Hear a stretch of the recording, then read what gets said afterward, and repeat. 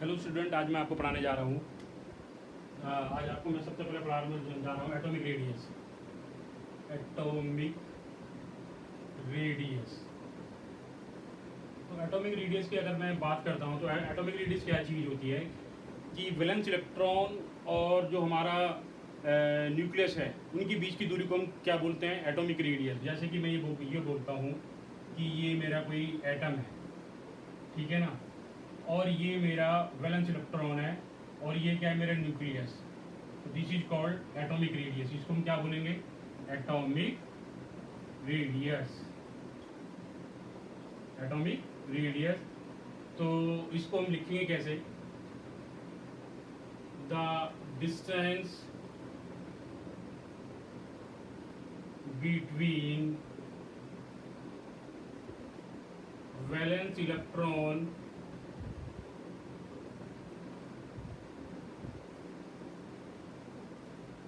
and center of nuclei is called atomic radius। क्या बोलते हैं हम इसको, एटॉमिक रेडियस। ठीक है। दूसरा, एटम का जो साइज होता है बहुत छोटा साइज होता है, इसलिए अगर हम इसका हम साइज बताएं तो इसका साइज होगा हमारा 1 पॉइंट, ये होगा हमारा 1.2 एंगस्ट्रॉम। 1.2 एंगस्ट्रॉम, क्योंकि बहुत छोटा होता है, ठीक है ना। अब अगला है हमारा कोवलेंट रेडियस। अगला है हमारा कोवलेंट रेडियस। अगला है हमारा कोवलेंट रेडियस। अगला है हमारा covalent radius. Covalent radius, covalent radius. Generally ये कोवेलेंट रेडियस जो पाया जाता है वो हमारा पाया जाता है नॉन मेटल्स के अंदर।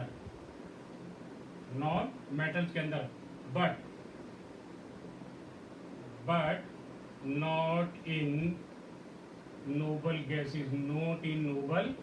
गैसेस। मतलब नोबल गैसेस की बात नहीं करता, क्योंकि वो उसमें तो गैसेस के मॉलिक्यूल दूर दूर होते हैं, तो नोबल गैसेस की बात मैं कर ही नहीं रहा हूँ। हाँ, कि जितनी भी मेटल्स होते हैं जो कि नॉन मेटल्स ना हो, उसमें जो बॉन्ड होगा वो हमारा क्या होगा, कोवलेंट रेडियस। हम लिखा जाएंगे क्या, covalent radius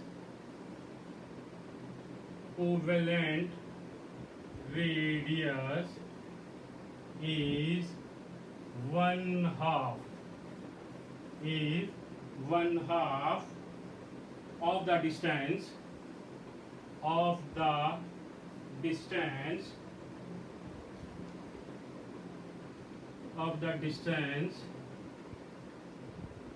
between center of nuclei,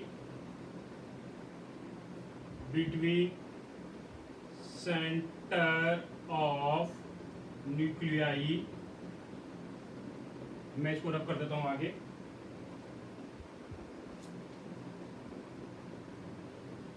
centre of nuclei of two covalent sharing bond. ठीक है, शेयरिंग बॉन्ड, ठीक है। और या इन सेम मॉलिक्यूल और इन डिफरेंट मॉलिक्यूल, और इन सेम मॉलिक्यूल भी हो सकता है और इन डिफरेंट मॉलिक्यूल भी हो सकता है, और इन डिफरेंट मॉलिक्यूल, ठीक है ना। बट वो ये है कि वो हमारे नोबल गैसेज में नहीं हो सकता और हमारा मेटल्स में नहीं होगा, क्योंकि मेटल्स में होगा तो वो आयनिक बॉन्ड हो जाएगा। मोस्टली मेटल्स के अंदर हमारा कौन सा बॉन्ड होता है, आयनिक बॉन्ड होता है, इसलिए नॉन मेटल्स के अंदर जनरली हमारा कोवलेंट बॉन्ड होता है, ठीक है। अगला है हमारा, अब अगर हम देखूं तो R radius is equal to 1/2, ये होता है हमारा कोवलेंट बॉन्ड। कि अगर मैं एक बॉन्ड है हमारा, एक अगर ये हमारा एक बॉन्ड है, ये उसका मैं हाफ कर दूं, इसका मैं अगर मैं क्या कर दूं, हाफ कर दूं, दो एटम्स के बीच का जो बॉन्ड है उसको मैं अगर मैं हाफ कर देता हूं, तो वो हमारा क्या होगा, रेडियस, वो क्या होगा हमारा, radius of covalent bond, radius of covalent bond, this is called radius of covalent bond, radius of covalent bond. ठीक है, अगला है हमारा वंडरवाल रेडियस। उससे पहले मैं बता देता हूँ मेटेलिक रेडियस, उसके बाद है हमारा metallic radius.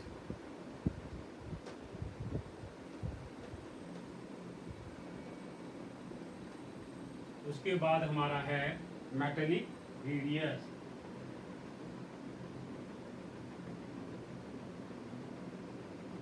Metallic radius in case of metals, in case of metals, the atomic radius is called metallic radius, is called metallic radius, is called, or half of the intermolecular distance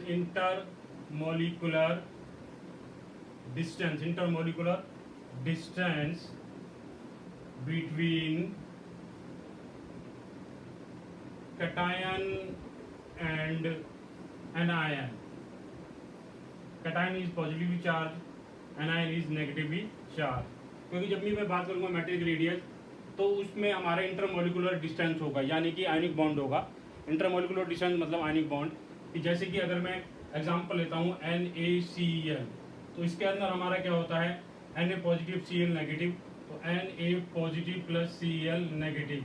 तो ये जो distance होगा, अगर मैं इसका मैं अगर half कर देता हूँ Na प्लस Cl नेगेटिव का, this is called metallic radius. इसको हम क्या बोलेंगे, मेटेलिक रेडियस। ठीक है, अगर आपको उतारना है तो उतार सकते हो। नेक्स्ट है बेटा हमारा van der Waals radius.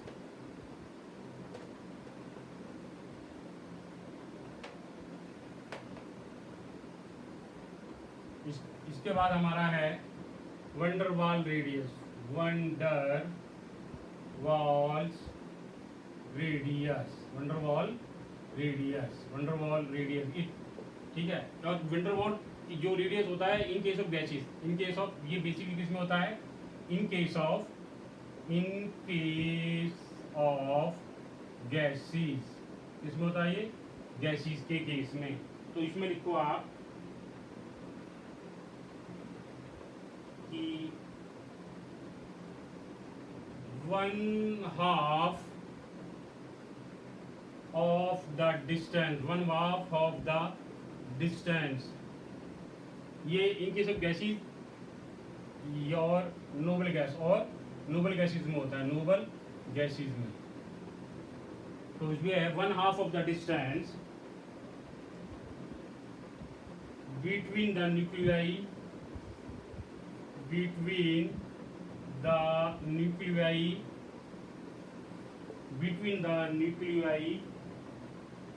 of two identical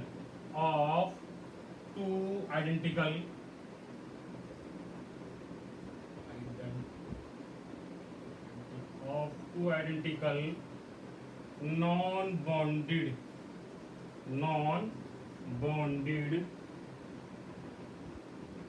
isolated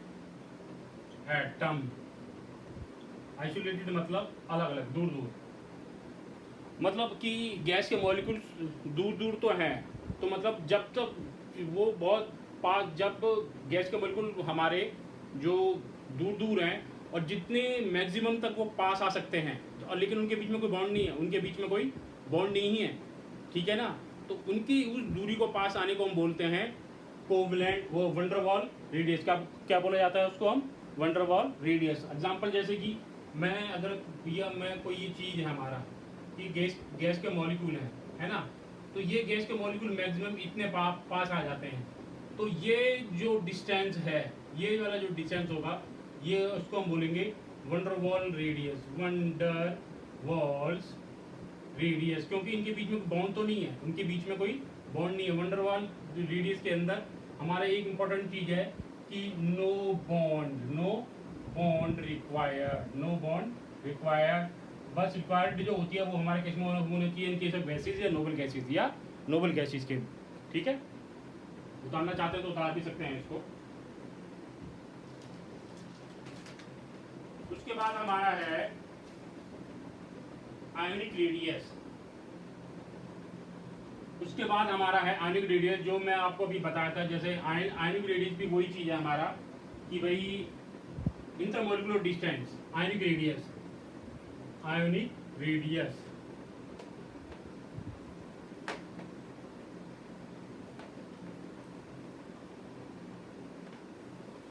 ionic radius, ionic radius, intermolecular distance,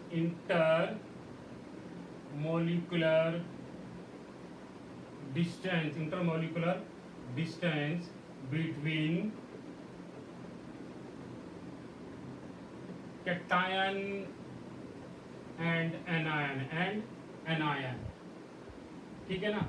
यानी कि ये पॉजिटिव चार्ज और ये नेगेटिव चार्ज, इनके बीच में जो डिस्टेंस होगा वो क्या होगा, हमारा आयोनिक रेडियस। तो intermolecular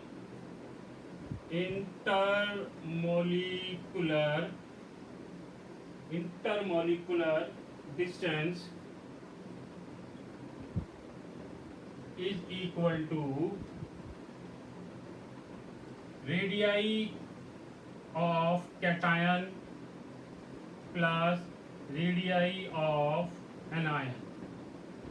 This is called ionic radii। ठीक है। अब अगला आ जाओ, हमारे पास क्या है, isoelectric species and there radii. Next हमारा क्या है,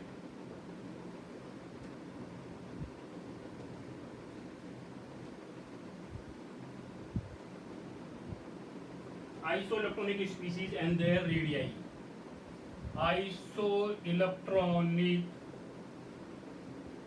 radii, so isoelectronic species and their isoelectronic species and their radii। Isoelectronic species के बारे में पहले मैं जो है बता चुका हूँ, ठीक है, लेकिन फिर भी मैं दोबारा बता देता हूँ, थोड़ा बहुत बचाऊँ, मैं आपको बता ही देता हूँ। Isoelectronic species and atomic radii. अब देखो आइसोइलेक्ट्रॉनिक स्पीसीज, इसमें क्या है कि same atom and number of electron, मतलब एटम और इलेक्ट्रॉन सेम होना चाहिए, but element should be different, अलग अलग होने चाहिए, ठीक है ना। कि एटम तो दोनों में बराबर हो, ठीक है ना, एटम और इलेक्ट्रॉन दोनों में बराबर होनी चाहिए, लेकिन एलिमेंट डिफरेंट होनी चाहिए। एलिमेंट किस में होना चाहिए, डिफरेंट होना चाहिए। या मैं ये भी बोल सकता हूँ कि सेम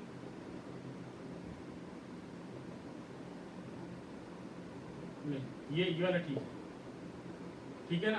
तो ये हमारा क्या है, आइसोइलेक्ट्रॉनिक स्पीशीज, ये हमारा क्या है, आइसोइलेक्ट्रॉनिक स्पीशीज। अब इसके अंदर क्या है हमारा कि आइसोइलेक्ट्रॉनिक की आयोनिक रेडियस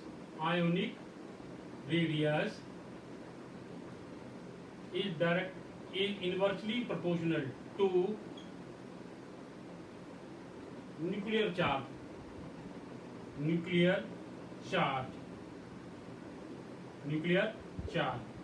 कि भाई अगर न्यूक्लियर चार्ज हमारा बढ़ता हुआ चला जाएगा तो जैसे कि एग्जांपल ले रहा हूँ, क्या है ये हमारा ionic radius, ionic radius in nuclear charge.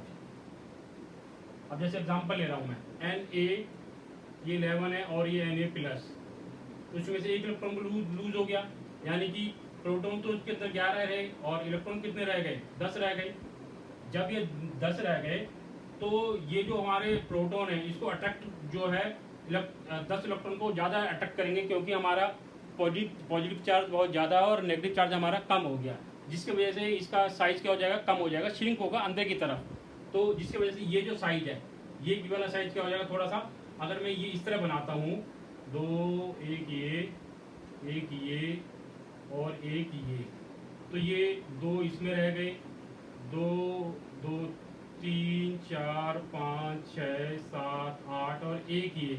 अगर ये लूज हो जाता है, अगर ये लूज हो जाता है तो फिर तो ये हट गया। जब ये हट जाएगा तो प्रोटॉन कितने मेरे पास 12, न्यूट्रॉन तो प्रोटॉन कितने हैं मेरे पे 11, और न्यूट्रॉन तो खैर है ही, होते ही नहीं है, ठीक है ना। तो फिर क्या हो गया, हमारा प्रोटॉन 11 हो गए और इलेक्ट्रॉन कितने रह गए हमारे पास, 10 रह गए। तो ये अंदर की तरफ शिंक हो जाएगा, इसको अपनी तरफ ज़्यादा अट्रैक्ट कर लेंगे, तो ये जो है अंदर की तरफ होगा ये जी। तो यानी कि इसका मतलब क्या है कि जब मेरा न्यूक्लियर चार्ज जो बढ़ेगा तो एटॉमिक रेडियस कम हो जाएगा। इसका मतलब ये है कि जब न्यूक्लियर चार्ज हमारा बढ़ जाएगा तो एटॉमिक रेडियस क्या हो जाएगा, कम हो जाएगा। इन केस ऑफ कैटायन और इन एनायन, एनायन के केस में भी वही है। एनायन के केस में अगर मैं वो लेता हूँ क्लोरीन, अगर मैं इन केस ऑफ क्लोरीन,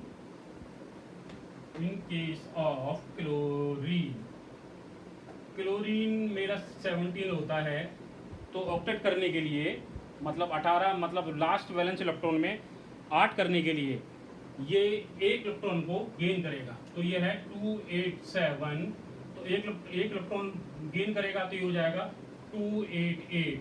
जब 288 हो जाएगा तो अब इसके अंदर प्रोटॉन कितने रहे हमारे पास 17 और इलेक्ट्रॉन कितने रहे 18, तो माइनस चार्ज बढ़ गया।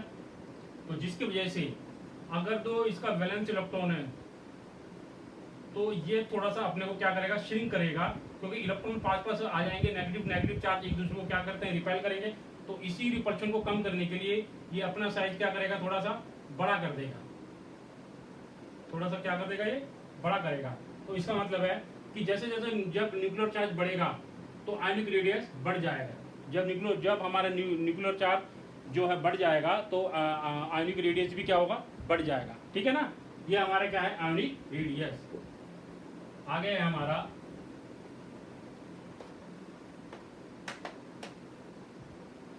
Ionisation enthalpy. ये बहुत इंपॉर्टेंट चीज है, आयोनाइजेशन एंथैल्पी, ये बहुत इंपॉर्टेंट है।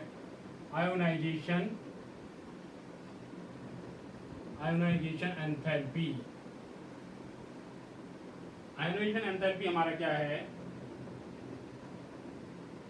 The minimum amount of energy, the minimum amount of energy, the minimum amount of energy required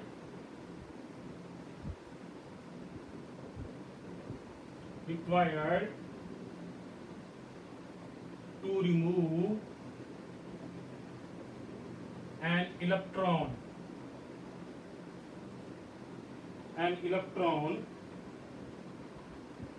from an isolated gaseous atom,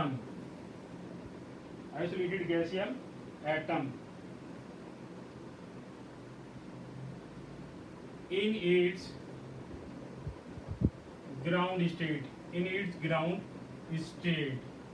ground state, इसको हम क्या बोलेंगे, आयोनाइजेशन एंथैल्पी। डिनोट कर देंगे हम इसको IE, ठीक है ना।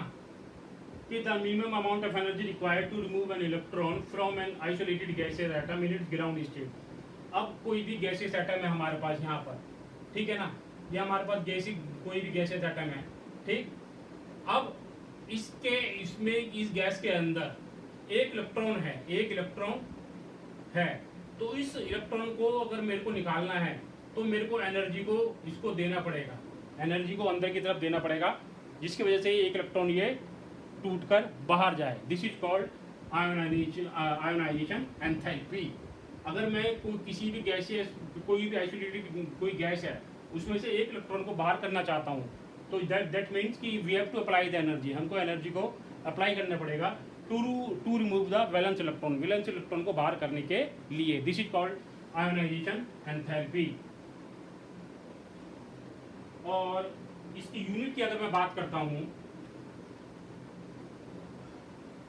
अगर मैं इसकी यूनिट की बात करता हूँ तो इसकी यूनिट हो जाएगी हमारे पास किलोजूल पर मोल, किलोजूल पर मोल,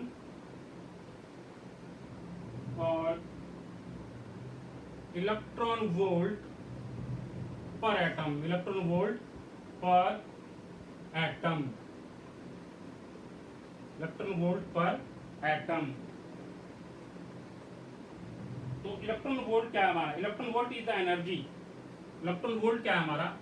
electron volt is the energy, is the energy acquired by an electron, acquired by an electron, by an electron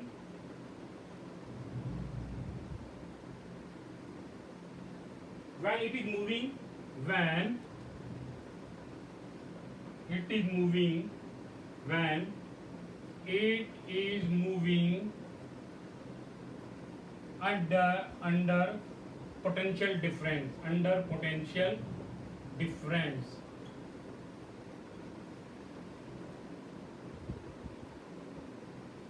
यानी कि जब कोई भी इलेक्ट्रॉन पोटेंशियल डिफरेंस के अंदर एनर्जी को गेन करता है, एनर्जी को गेन करता है, तो हम इसको बोलते हैं electron volt, electron volt per atom, electron volt per atom. यानी कि कोई भी इलेक्ट्रॉन अगर घूम रहा है, ठीक है ना, और वो under potential difference, under potential difference के अंदर कोई भी एनर्जी को एक्वायर करेगा, this is called electron volt per atom, this is called electron volt per atom. अब एग्जांपल के तौर पे अगर मैं बात करता हूँ, जैसे कि कोई भी मेरे पास, मैंने ये ले लिया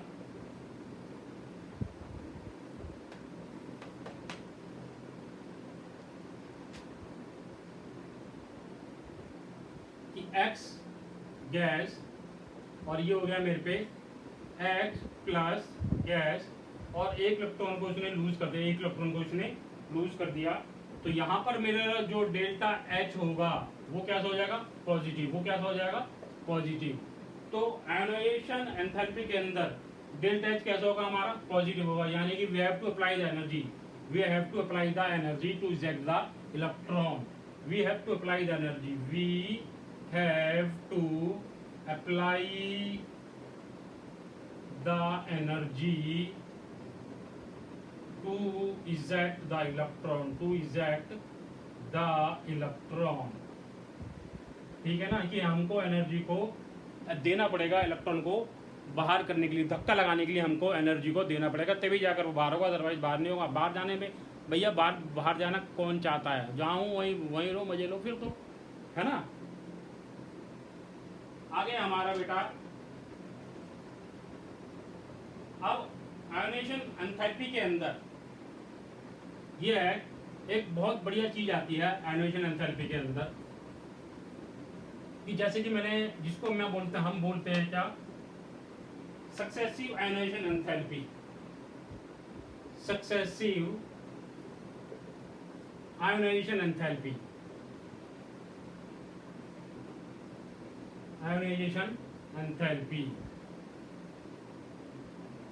अब सक्सेसिव आयोनाइजेशन एंथैल्पी पे क्या है कि जैसे A है मेरे पे गैस है, और मैंने A पॉजिटिव कर दिया, एक इलेक्ट्रॉन को लूज कर दिया, डेल्टा H मेरा क्या हो जाएगा? पॉजिटिव। डेल्टा H मेरा क्या हो जाएगा? पॉजिटिव, डेल्टा एच क्या हो जाएगा पॉजिटिव। अब यानी कि अब मेरे पे मिल गया ए पॉजिटिव, ठीक है ना। अब मैं चाहता हूँ कि इसमें से एनर्जी, अब इसमें से मैं ये चाहता हूँ कि एक इलेक्ट्रॉन को और लूज करना चाहता हूँ, यानी कि प्रोटॉन तो मेरे सेम रहेंगे, प्रोटॉन इक्वल टू सेम, लेकिन इलेक्ट्रॉन को मैं क्या कर रहा हूँ और नीचे कर रहा हूँ, यानी कि फोर्स ऑफ अट्रैक्शन धीरे धीरे क्या हो रहा है, बढ़ता हुआ जा रहा है। तो जब बढ़ जब और उनके बीच में जब जब प्रोटॉन ज़्यादा है और इलेक्ट्रॉन कम है तो फोर्स ऑफ अट्रैक्शन बहुत ज़्यादा है, लेकिन मेरे को इलेक्ट्रॉन को बाहर करना है, तो we have to apply the energy more, तो हमको एनर्जी को और लगाना पड़ेगा। तो यानी कि अगर मैं इसमें से एक इलेक्ट्रॉन और लूज करना चाहता हूँ, ठीक है ना, ठीक, तो डेल्टा एच पॉजिटिव मोर, इसमें और, ठीक है ना। अब अगर मैं इसमें से और करना चाहता हूँ डेल्टा प्लस प्लस, और इसको मैं ट्रिपल करना चाहता हूँ इलेक्ट्रॉन को, तो ये हो जाएगा, ये 1 हो गया, ये 2 हो गया, और ये डेल्टा एच 3, ये भी पॉजिटिव। यानी कि अगर देखा जाए तो डेल्टा एच 3 ग्रेटर देन 2 और ये greater than delta H 1, this is called successive ionization enthalpy, this is called successive ionization enthalpy। अब फैक्टर कौन कौन थे इसके, अगर मैं फैक्टर्स की बात करता हूं, अगर मैं इसके फैक्टर की बात करता हूं, समझ में आ रहा है ना बेटा, थोड़ा ध्यान से, अब थोड़ा अकल से तो सोचना पड़ेगा। अब ऐसा तो है नहीं कि बैठे बैठे सब कुछ दिमाग में आ जाएगा, है ना, थोड़ा तो कर्म तो करना ही पड़ेगा, खाने का, पीने का और पढ़ाई का, है ना। आगे हमारा क्या, factors affecting ionisation enthalpy, factors affecting ionisation enthalpy, ionisation enthalpy. पहला फैक्टर है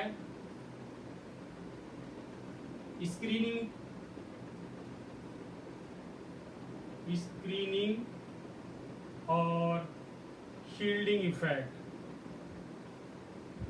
शील्डिंग इफेक्ट ये पहले मैं बता चुका हूं, ये मैं बता चुका हूं, ठीक है ना, कि अब देखो जैसे कि ये है, फिर भी मैं एक एग्जांपल आपको बता दे रहा हूँ। शील्डिंग इफेक्ट में क्या है बेटा जी, अब जैसे कि ये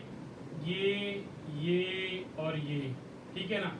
अब एक इलेक्ट्रॉन ये है मेरे पे कितने, 2 3 4 5 6 7 8 और ये 2 और ये प्रोटॉन है।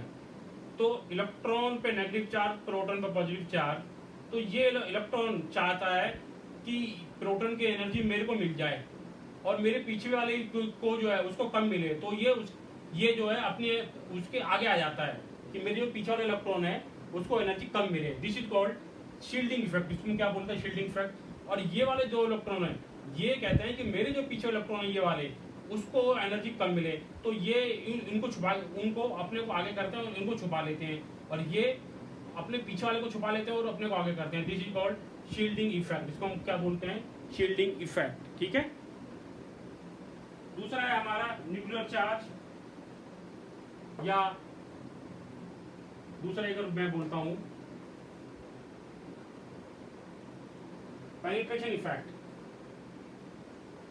पेनिट्रेशन इफेक्ट, पेनिट्रेशन इफेक्ट यानी कि जो कोई भी इलेक्ट्रॉन न्यूक्लियस के बहुत पास होगा उसको एनर्जी ज़्यादा मिलेगी, ठीक है। ये मैं जैसे कि मैं सबशेल की बात करता हूँ, तो S is greater than S जो हमारा सबशेल है वो न्यूक्लियस के ज़्यादा पास है, तो S is greater than P greater than D greater than F, यानी कि this is called penetration effect. क्या बोलते हैं, पेनिट्रेशन इफेक्ट, पेनिट्रेशन इफेक्ट। तीसरा है हमारा इलेक्ट्रॉनिक कॉन्फ़िगरेशन, तीसरा है हमारा इलेक्ट्रॉनिक, ये तो पता ही होगा, ये नहीं मैं बताऊंगा। Electronic configuration, electronic configuration,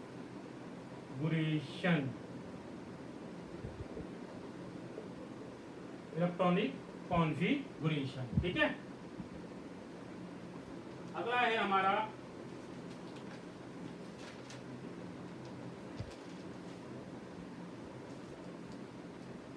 electronegativity.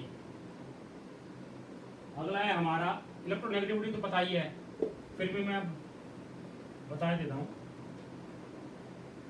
अगला है हमारा इलेक्ट्रोनेगेटिविटी।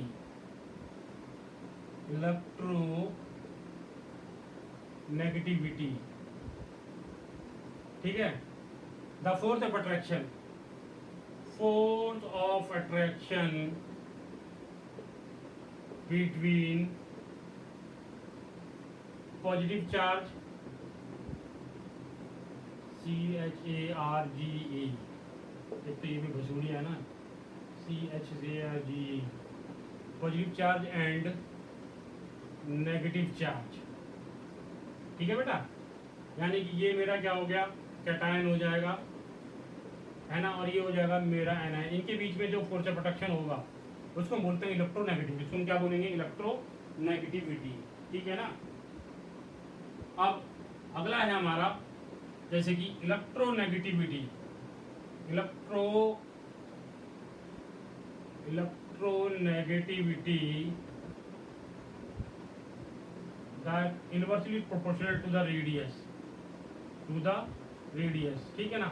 कि यानी कि अगर रेडियस हमारा ज़्यादा बड़ा हो जाएगा तो फोर्स ऑफ अट्रैक्शन क्या हो जाएगा, हमारा कम हो जाएगा। अगर हमारा जो हमारा रेडियस है, रेडियस मैंने बताया था, रेडियस की अगर मैं बात करता हूँ दोबारा से, कि वैलेंस इलेक्ट्रॉन, ये वैलेंस इलेक्ट्रॉन हो गया, और ये सेंटर ऑफ न्यूक्लियाई, ये हमारा क्या है, रेडियस। तो जितना ज़्यादा ये बड़ा होता चला जाएगा, रेडियस हमारा बढ़ता हुआ चला जाएगा। जब भी रेडियस बढ़ता हुआ चला जाएगा तो फोर्स ऑफ अट्रैक्शन क्या हो जाएगा, कम हो जाएगा। दिस इज, तो इसलिए बोला गया है कि electronegativity is directly proportional to the radius, ठीक है। आगे है हमारा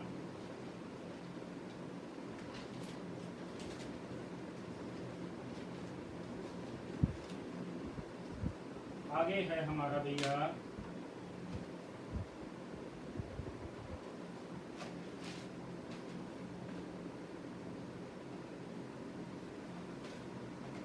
इलेक्ट्रॉन गेन एंथैल्पी और इलेक्ट्रॉन एफिनिटी। आगे हमारा electron gain enthalpy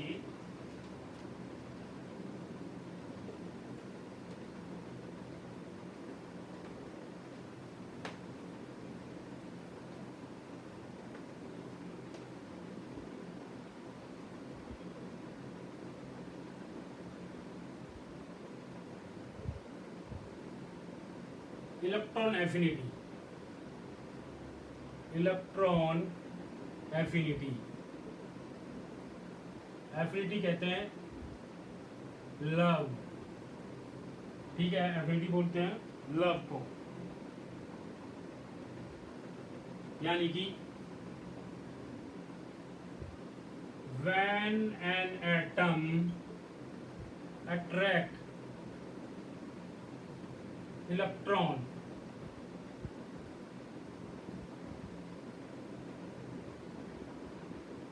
and lose energy, उसको हम क्या बोलेंगे, इलेक्ट्रॉन एफिनिटी, इलेक्ट्रॉन एफिनिटी। और ये भी क्या है हमारा, इन आइसोलेटेड गैसियस एटम, इन isolated gaseous atom, isolated gaseous atom, ठीक है ना। और इलेक्ट्रॉन एफिनिटी जो होगी हमारी, जैसे कि मैं ये बोलता हूं कि ए है और उसने एक इलेक्ट्रॉन को गेन करा और ए नेगेटिव हो गया, प्लस डेल्टा एच, इसको हम क्या बोलेंगे, डेल्टा एच। ये हमारा पॉजिटिव है, ये हमारा क्या है, पॉजिटिव है। यानी कि ये रिएक्शन कैसा था हमारा, एक्सोथर्मिक। कैसा था हमारा ये, एक्सोथर्मिक। तो जो हमारा इलेक्ट्रॉन एफिनिटी होती है वो हमारी किस में होगी, हमारी पॉजिटिव में। किस में होगी हमारी, वो पॉजिटिव के अंदर, किस में होगी, वो पॉजिटिव के अंदर। और इलेक्ट्रोनेगेटिविटी जो होगी, ठीक है, वो हमारी किस में होती है, हमेशा जो हमारा ये हमारे पॉजिटिव में होती है। बहुत कम केस होता है कि ये जो हमारे नेगेटिव में हो, ये बहुत कम केस होता है कि हमारी ये नेगेटिव में हो, ठीक है ना। लेकिन जो हमारा इलेक्ट्रॉन गेन एंथैल्पी होगी वो हमेशा किस में होगी, नेगेटिव में, हमेशा किस में होगी, वो नेगेटिव में। लेकिन इलेक्ट्रॉन एफिनिटी वो हमेशा किस में होगी, पॉजिटिव में होगी। ठीक है, कोई शक? Thank you. कोई भी क्वेश्चन हो तो आप मुझसे पूछ लेना कि हाँ सर कि इसमें क्या होगा, कैसे होगा, है ना। बाकी आप चाहो तो मैं अपना बताइए, आपको मेरा नाम तो पता ही है और मोबाइल नंबर तो आपको सब लोगों को पता ही होगा। कोई भी तरह की कोई भी क्वेश्चन हो, चाहे वो आईपीएस इंजीनियरिंग हो, कोई भी तरह का, और केमिस्ट्री के बारे में भी हो, कोई भी हो, सतीश सिंह